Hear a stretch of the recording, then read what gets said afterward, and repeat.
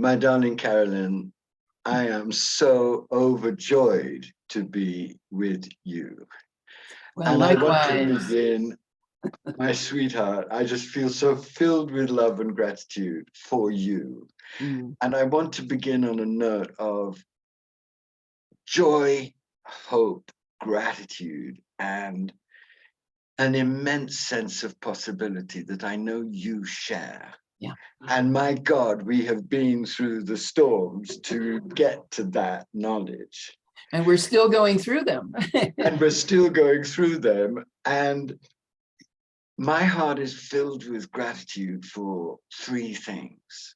My heart is filled with gratitude for you, for your absolutely extraordinary, heroic, noble, calm, level-headed witness to what's happening for so long, which is why I was so thrilled to work with you and so wanted to work with you and only you, because I felt that if we could establish, which we did establish, a sacred marriage of two hearts and souls and formations of knowledge, we together could give something that we could never give alone.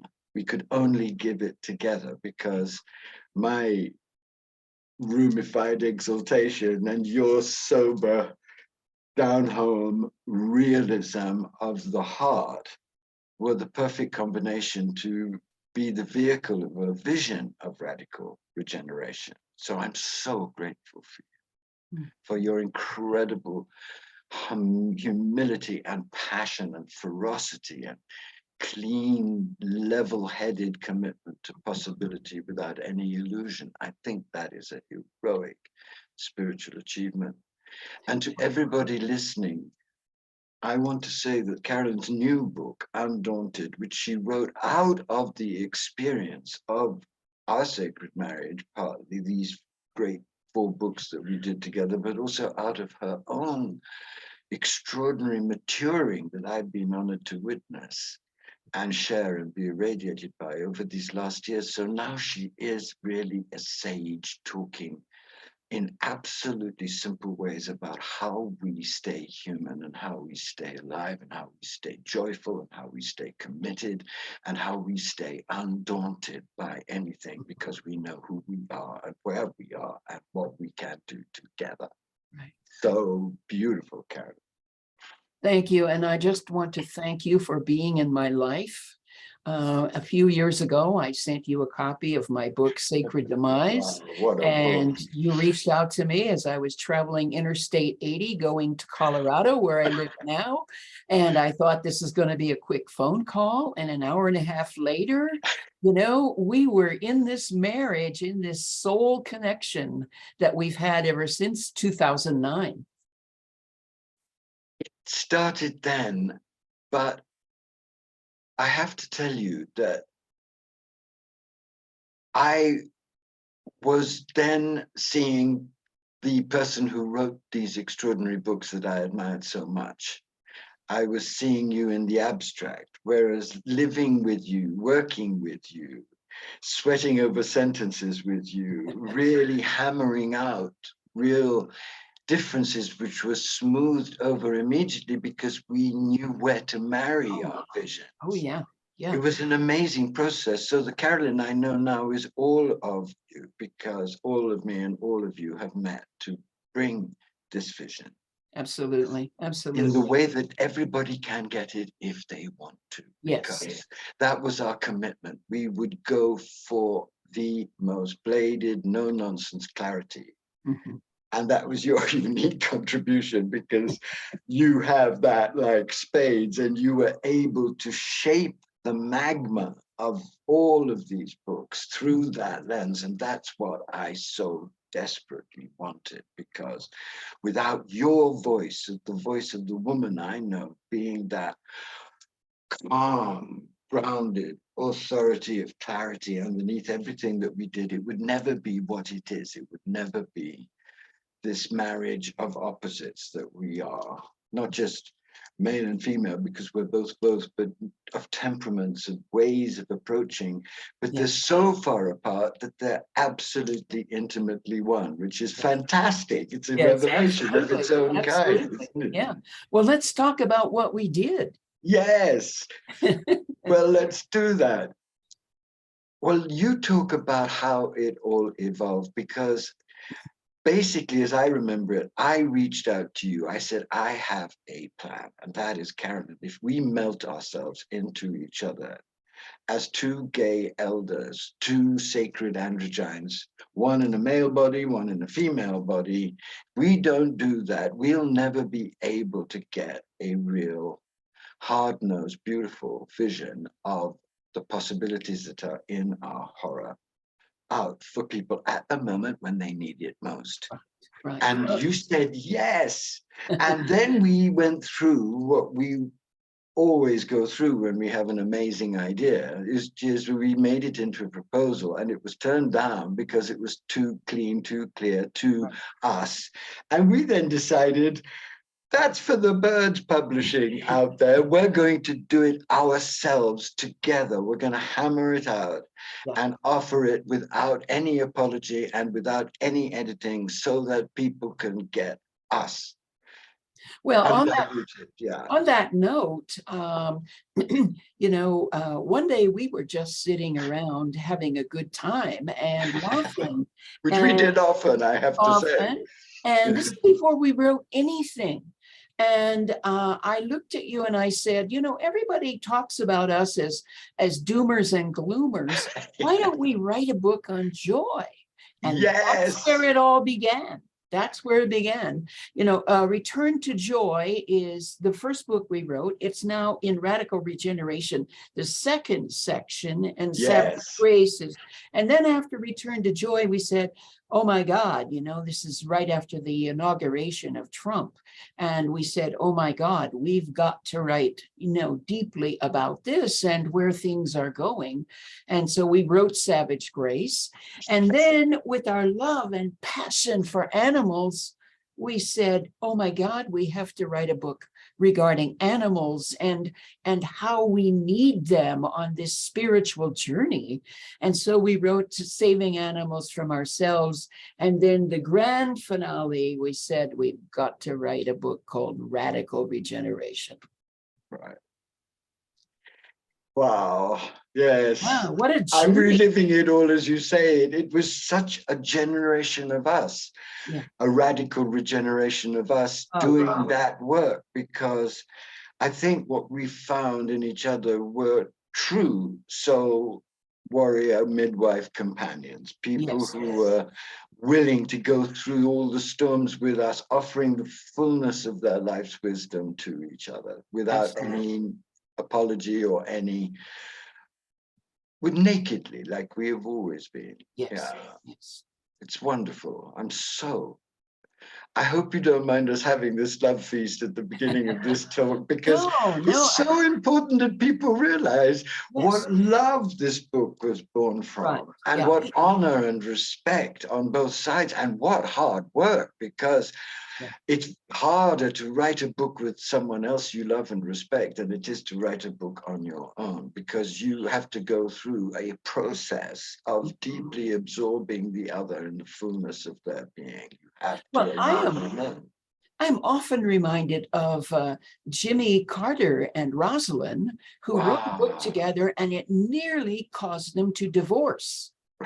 And they had been married for years. And you and I were able to so harmoniously and synchronistically come through this easily and effortlessly in some ways, and with really hard work other ways. I think we're closer, far closer now than we've ever been, because of the process of getting to know each other at that absolutely naked level, which you get to know someone whom you have to melt into for what you're dreaming of being created. It's amazing. And so my heart will always be here in this chair with you sitting beside me as we wrote together. And then you and I in the Oak Park Public Library outside of Chicago. You know, that will always hold That that lovely place in my room where heart. That we lovely really room. hashed out Yeah, animals. yeah. Then this really, I know there are so many things we can talk about, but when I think about the book that I felt closest to you writing, it was that book on animals, because I think if there's one thing that joins us beyond words, beyond personality, beyond intellect, beyond spirit, is our absolute passion for the animal world. We know who animals are. We know through them the blessing of becoming animal ourselves again in the love we have with them. And we know that that is a great healing for the human race and a great way through to the unified force field of the birth. It has to be through there. And we so agonized by what's happening to animals, but also so irradiated by the wisdom they'd given us that we wanted to share that through all the wisdom traditions of the world, but really very personally ourselves, so that people could feel that this is an essential part of being an elder on the earth now. If you're an elder on the earth trying to help humanity, you cannot not be absolutely focused on animals, because that's where humanity reveals its most obscene and self-destructive horror. Yeah. And possibility, because what we discovered writing that book, and I can never forget the moments and the days we spent working on that book, because we knew we were doing something original, because it had never been said before. And what had never been said before was what we said and spelled out, which is that if we cannot admit we are animals and celebrate our animal divine, celebrate this great, naked, simple, natural force of love and communion that lives in us beyond religion as our essential self, you from the indigenous traditions, me from the high mystical traditions, we know that that's life has to be utterly blessed, right? And you know, I always like to add, when we're talking about the animal book, the animal section in Radical Regeneration now, I always like to add, you know, we did not spend a lot of time on the horrors of abuse of animals. Oh God, no. You know, but what we did was really spend a lot of time on the glory of animals and the superior intelligence of animals and what animals give us and why we need them on the spiritual journey. Well, and I think what came through too is the celebration of the animal's own rebellious wisdom, in that those amazing stories of what animals will do to try to wake us up to the real relationship. And I think the real crown jewel of what we did, which is what we discovered together, which was so exciting, was the amazing scientific research that's being done on the absolutely intricate, wholly dignified and extraordinary consciousness of different kinds of animals. Right. That we're really on the threshold of a discovery as important and more real to us than the discoveries opened up by quantum physics, because they open up the actual nature of the universe as this explosive marriage, constantly evolving of matter and spirit and energy. That's blows us conceptually apart. But what blows us actually apart is when we realize we are animals in love with our fellow animals, longing to learn from them so that we can become more complete and more completely in love and responsible to them. A vast new relationship. And wild. And wild. And wildening. Yeah, and wild in nature and in, you know, in relationship with nature. Yes. Wild. But when we say wild, you know, what I've learned from you, and this is something I always learn from you and love in you very deeply, is that for you, wildness is also very sober. And it's that marriage in you that I find holy, that marriage of wildness and sobriety, calm, unillusion, no hiding in any fantasy or false hope or anything, because we don't need it. We can have far more joy and far more truth in our lives when we get rid of our self-limitation and just embrace the situation as it is and ask it to teach us what it's trying to say to Absolutely. us. Yeah. Wow. And I think that's what radical regeneration really is. I think what this book really is, it's a massive book, it's a mystical symphony, and it comes out of our love, and it's our child, and we're so thrilled and honored to have lived long enough to be able to give it to you. But what it really is, it is a celebration of naked love energy in action. In action to transform the whole being of the human into the divine human, heart, mind, soul, and body, and in action, in sacred action, empowered by the knowledge of the birth that's being radiated to us through the chaos and horror of the dark and the destruction, but which we as elders now, in our very different but profoundly intercomplementary ways, know to be real. Well, you know, you are the one who invented the term sacred activism.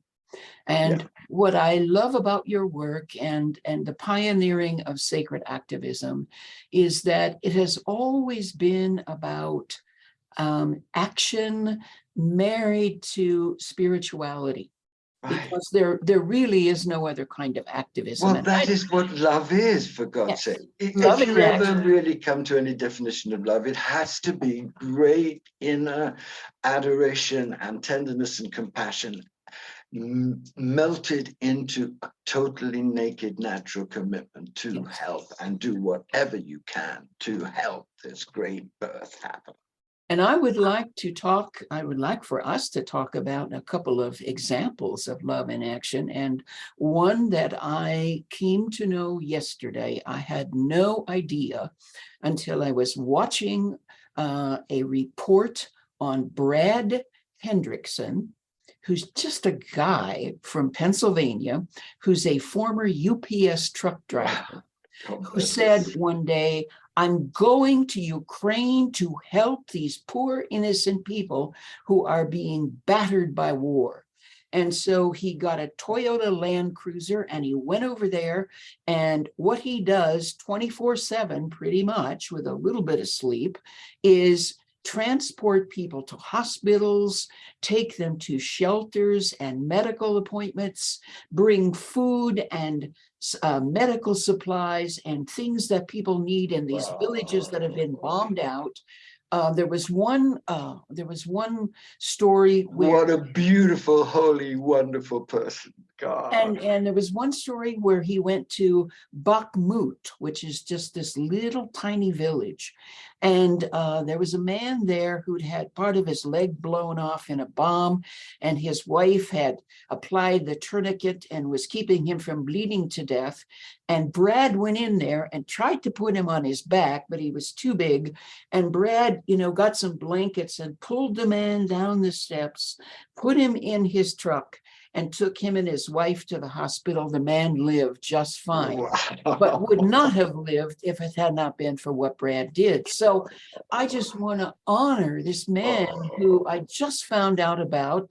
And, I said to a friend of mine, if I were about 30 years younger, I probably would have gone to Ukraine myself and tried to do the same thing, because, I feel the same passion that Brad feels.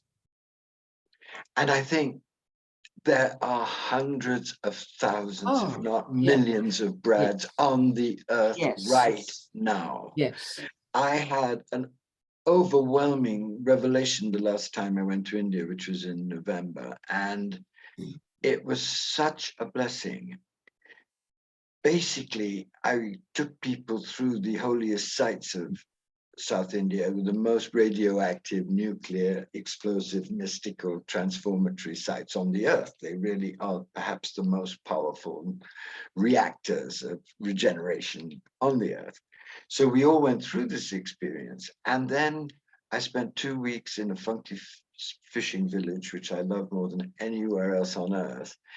And I suddenly spent my days just being with so-called ordinary people, rickshaw drivers and beggars and Kashmiri salesmen and Tamil guys who are dabbling in property, trying to get some money for their families, and tailors who had been through 2 years of COVID and somehow survived because nobody bought anything and they had to eat just rice and pickle. And what came through to me from that bathing in the ordinary, so-called, was such a deep revelation of the magnificence and heroism of the ordinary human spirit that just finds a way to stay decent, stay humane, stay loving, staying wanting to respond in whatever circumstances you find yourself. And didn't you have a story about a woman who wanted to help the cheetahs? Oh, yes.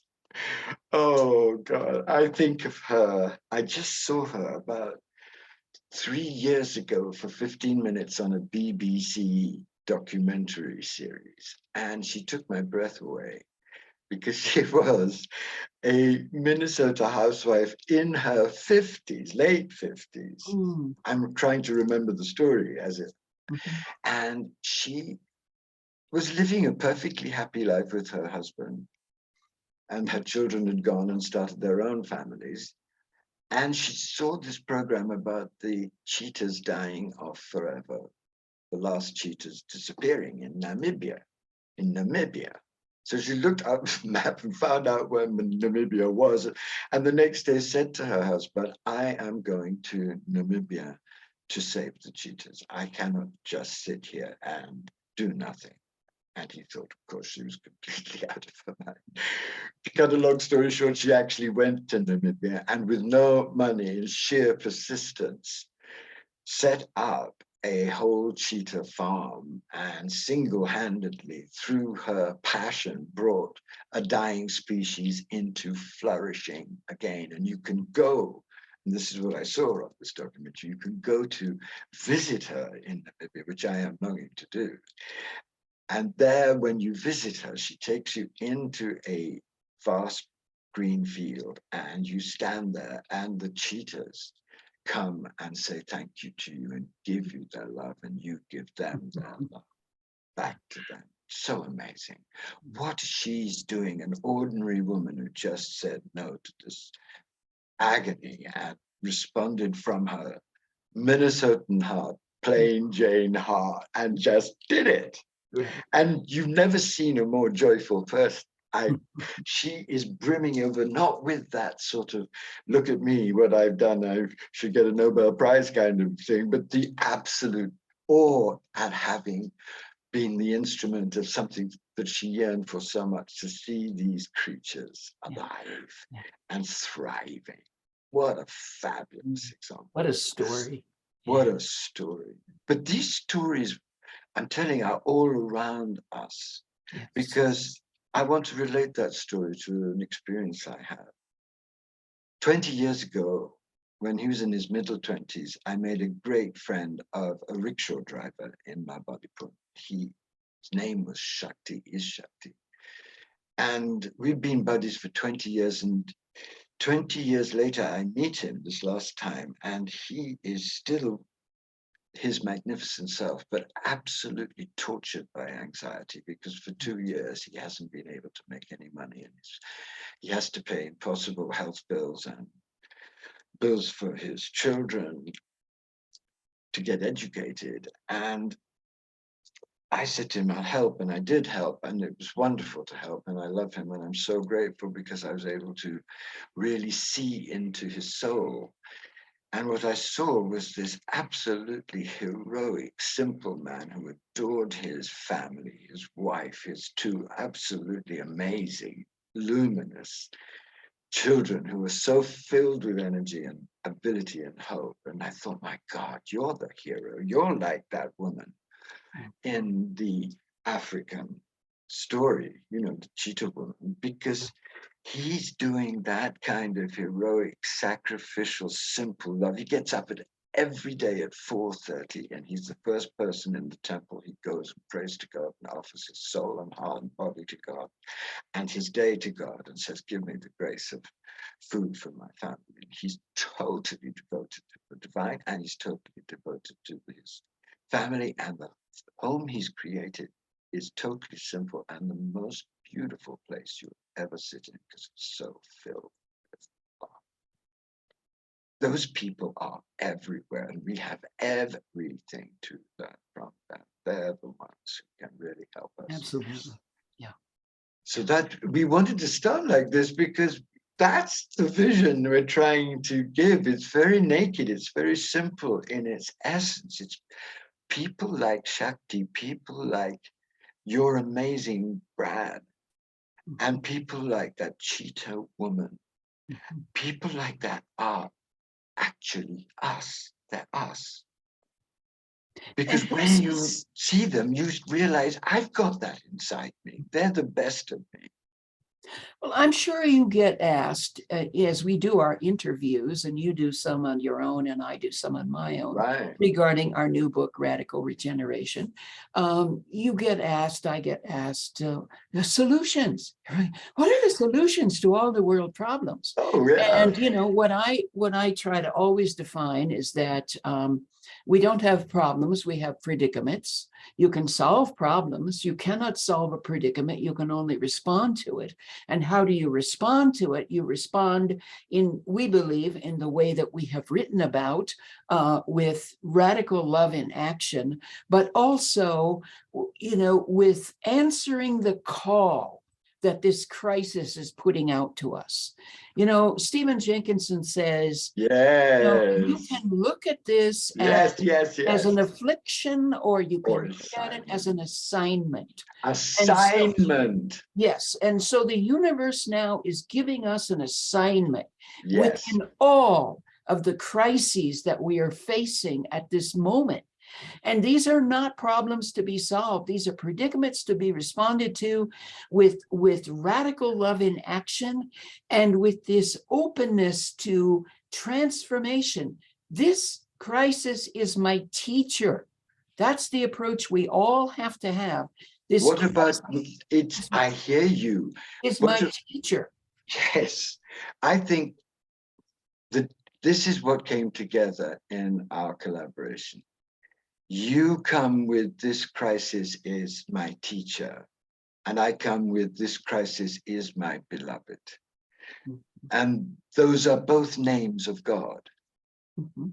And I think to get to the real golden juice of this crisis, you have to surrender to it out of enormous reverence and awe for its devastating magnitude. Which itself is a sign of the divine. When it's that devastating, it has to be God just saying, look at what is real. Right? Yeah. You know, and even for those who don't believe in God and hate to hear the word, nature or what's happening, let's call it what's happening. Right. This is the earth speaking to us. Yes. And you know, it's like the indigenous people of this planet, sometimes when Western culture talks about indigenous people, it says, well, the indigenous people believed blah, blah, blah about the earth. Well, they never believed anything. They had a direct relationship with it. They were in love with it. They were being taught by it. And so it is that mentality, that openness of the heart that I believe we are being asked to cultivate at this time. Relationship with a planet that is in hospice, actually. Yes. I love the word that we came back to in so many different ways in this book, and that is relationship, because if there's one force that is the birthing force of radical regeneration, it is relationship, it is intimacy. Intimacy with your own sacred body, with your own sacred embodiment. Not riddled with sin or illusion anymore, but absolutely holy, because you're here, because you're alive, and everything alive is holy. That's the central revelation. And from that, everything else flows. And what flows from that most beautifully and with the greatest passion is the passion for justice, is the passion to see a world in which all living things are blessed and protected. Right. So Even that if we they can live eventually will be destroyed and be yes, extinct, for the our sake work, of that relationship and that yes, intimacy with divine love that is the yes, source of it all, right? absolutely, yes, yes. Whatever name you give to it, Mhm. you've got to face one thing, which is whatever it is, if it's the source or the spirit or the mystery, its essential nature is fathomless love. Yeah. Right. Yeah. However you approach it, you've got to get there, because then you learn how to respond to that love. Absolutely. And that response to that love in whatever way is most natural to you is what plugs you into this naked, natural, sublime, grounded birth that's taking place through people waking up to this great embodied divine love force, right? And even if everything we don't know, and I in my new book Undaunted, I really emphasize how much we don't know, Yes. but even if everything were to become extinct, the birth that we are talking about matters. Yes. And that birth, we see that birth taking place in actions of people like Brad. But you see it happening in you. Come on, don't be shy. Of You know course. that you've been through the beginnings of the beginnings of this birth. We don't claim to know anything much about the birth, because nobody does. That's the great revelation of the mystical systems. They have a vision of this birth. They all know that this is coming, the birth of an embodied divine humanity. But obviously, because they're in a different consciousness, however exalted, they don't know how it's going to happen. They're in awe before the mystery of how it's going to happen. Well, we're now in that mystery, actually. We're going through that experience. Yeah. And what radical regeneration really is our transmission from where we are on this birth process, to help people get into it, to experience it, to be amazingly energized by it. Because look at us, you're 75 and I'm 70, but we've never been more joyful, more filled with possibility, with hope, and the key is radical unknowing, isn't it? Because if you think you know anything much by now, you're not paying attention. Exactly. Right. Yeah. Look at what happened just 2 days ago with this breakthrough into fusion. Yes. Who knew that that was coming? Yes. In such a way that could potentially, if we live long enough, change life on Earth, because the availability of clean energy, real clean energy. Right. My God, we didn't know that was coming. That's in the mix now. Right. Yeah, it is in the mix, and we don't know how that will change the picture. No, because we're in a race against time. But what I'm saying is something larger. I'm saying that if you develop what this book will help you develop, and I'm going to be very naked, and this is the most important thing to develop, actually. If you develop birth eyes, what we call birth eyes in the book, if you really understand, as far as we can understand, that this is a global dark night, which has laws, which has definite demands and challenges, which have been discovered by the great mystics who have been through crucifixion into resurrection, dark night into birth. If you look at what they say and at those laws, you'll get the skinny, as far as we can get the skinny, on what is actually exploding right now. And that's so important, because what's so beautiful, I think, about our marriage is the marriage between your indigenous natural love force that comes out of that communion, union with nature, and this vision of evolutionary transfiguration. They're directly connected because they need each other to be complete. If you get too transcendent with the transfiguration vision, you're not connected to that fundamental life force that is everyone we've been talking about, and ourselves, and the indigenous tradition. It's being embodied on this earth, feeling that as the core, as the foundation of every other kind of love. Yes. But love expands. Mm-hmm. And it expands to this outrageous possibility that our extremist crisis could be, and potentially is, and in many ways already is, the birthing ground of the new humanity. Because as it gets crazier, the breakthroughs get more extraordinary, like with fusion. Mm-hmm. And it's happening on many different levels, culturally, in music, in art. There are astounding things being done at this moment, filled with illumination and new kinds of creative wisdom. And so we're in this extraordinary experience of seeing everything falling apart and these flashes of new lightning appearing.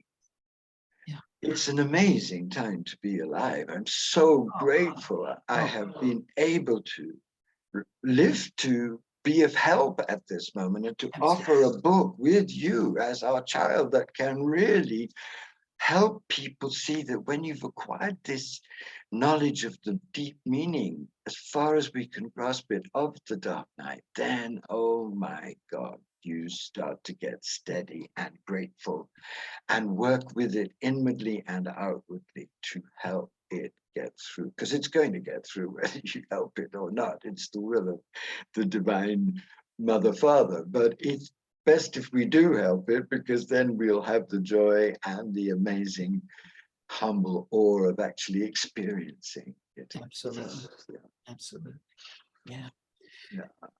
Yeah. And it's really important that we, this is really kind of the crux of my work at this point, is how we hold, on the one hand, the terrible, terrible crisis that we are experiencing on so many different levels, and the joy and the love in action and the celebration that we are feeling right now, holding the tension of these opposites. And it's very difficult to hold.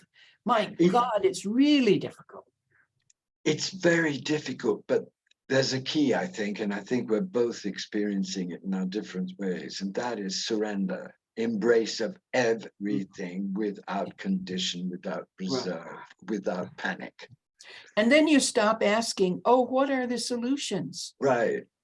Because you can't find solutions without going through the process, which destroys your very understanding of what solutions might be, because you've got to get into another consciousness to be able to glimpse the solutions for a crisis as extreme as this one. They do not yet exist. We have to find them ourselves. And we can through grace, because grace wants us to get real and get down, right? And will help us when we do things we cannot even begin to imagine, and create things we can. And grace is a gift. We don't, we don't make that happen.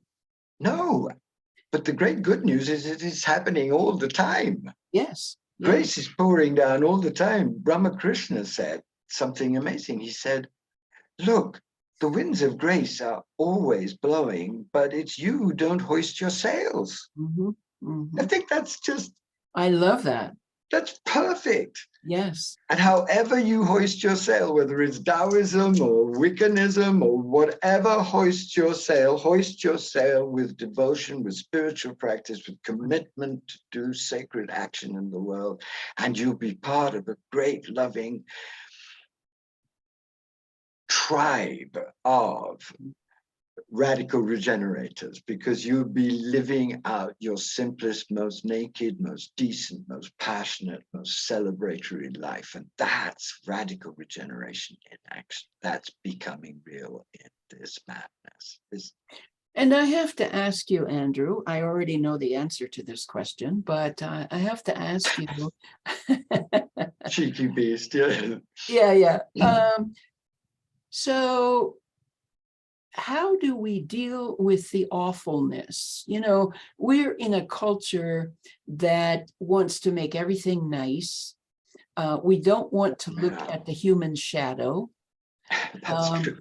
And we want to have this very... Who does, actually? I mean, my Well, God, of just course. when you first start looking at that one, well, nobody you have to likes look at yourself, and that's incredibly humbling. nobody likes to look at it, but it's in our faces every We have to, yeah.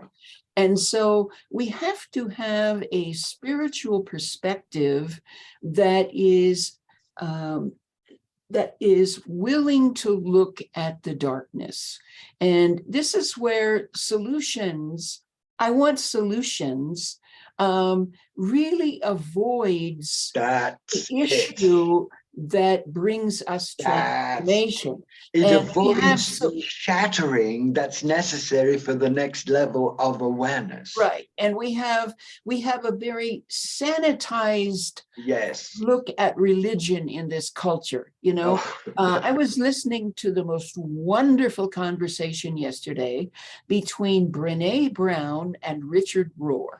Oh, yeah. And they talked about the cult of innocence that Christianity has brought to Western civilization, which is to attack the human shadow and try to get rid of it and push it aside. And one of the wonderful things... That worked, didn't it? Oh, yeah, really worked. That worked, yes. Look at it. It's all gone, the shadow, yes. Yeah. And Brene said this most wonderful thing. This is the most wonderful thing I've ever heard her say. She said, I want a spirituality that has dirt under its fingernails. Right. Yeah. And all real spirituality does.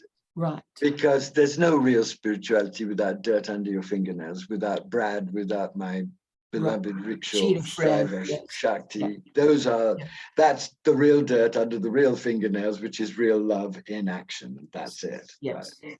Yeah. Right. Yeah. And that is an immense good news, because it's already here. It's around us. Yeah. And when we wake up our birth eyes, we see that, and we encourage that. And we encourage it in the way we are with everybody we are. It's just turning up in a relationship of radical intimacy. Right. In mind, heart, soul, and body, with everything that is alive, out of boundless compassion for everything that's going through this extreme, totally battering, totally amazing transfiguration process that we're all threshing about in a kind of radiant dementia, because that's all you can have in a crisis this great, but it's enough, it seems.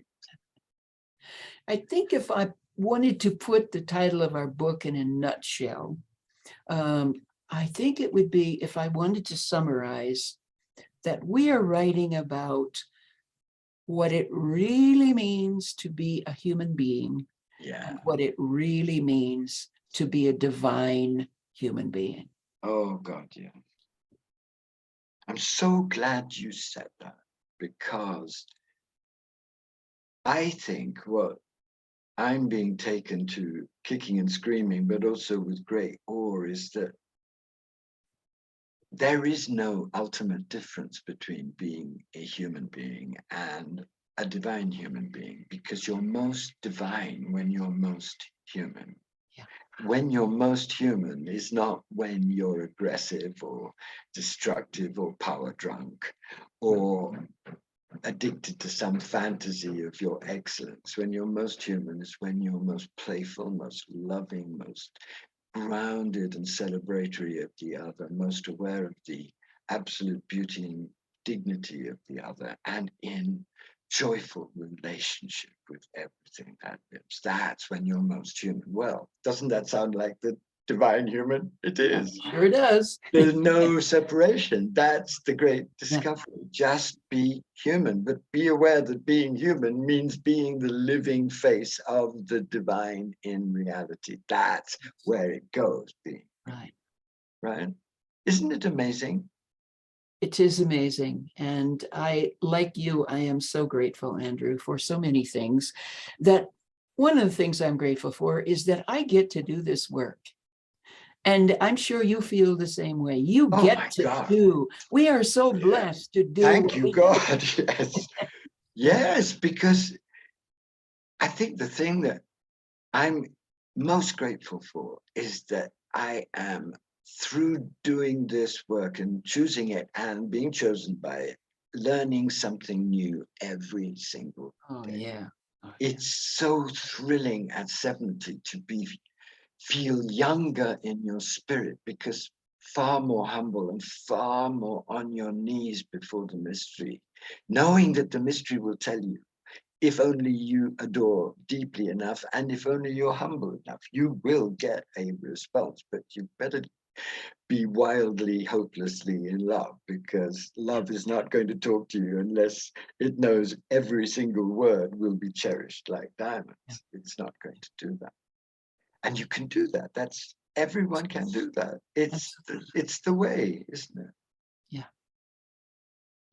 That's radical regeneration, isn't it? That is absolutely radical regeneration. And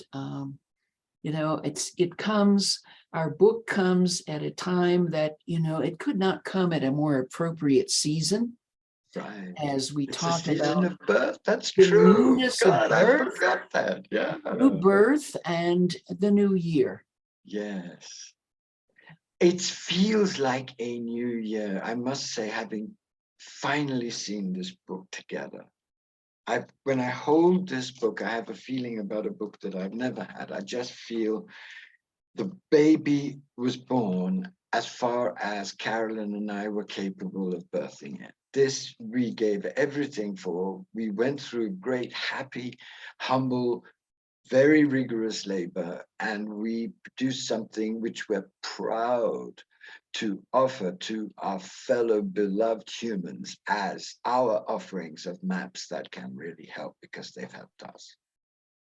Yeah. That's the simple nature of the book, isn't it? Yeah, it is.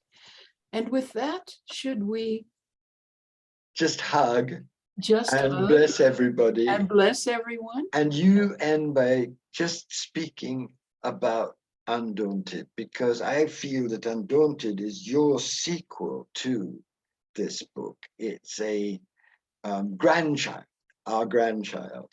Mm-hmm. I feel very amazed at this book. I loved everybody of every age to read it, because I think it can help with its condensed wisdom.